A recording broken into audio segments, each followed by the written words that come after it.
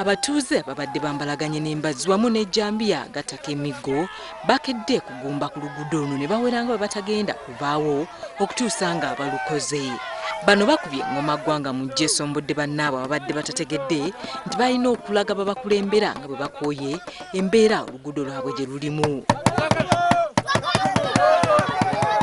Ekyewuunyisa omuvubuka omu Sudan obwedda yakuba ggwanga mu ggye ng'abatuuze babasaakanyiza waggulu.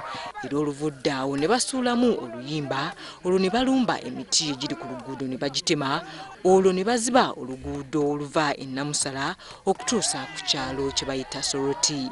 Abamu obwedda beevulungula mu ttaka okulaga obutali bumativu bwabwe.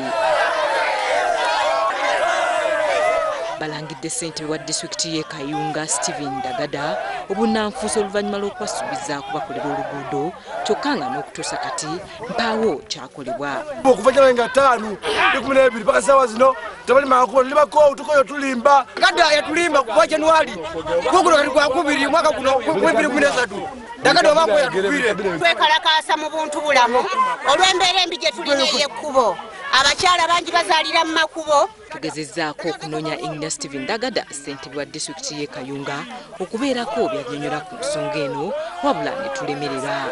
Kyokka abatuuze bamuwadde ebbanga lya ssabbiiti emu abeereko ky'akola watali ekyo bagenda kufuula nnimiro. Harriet Namukasa, David Kigongo, WBS TV Kayunga.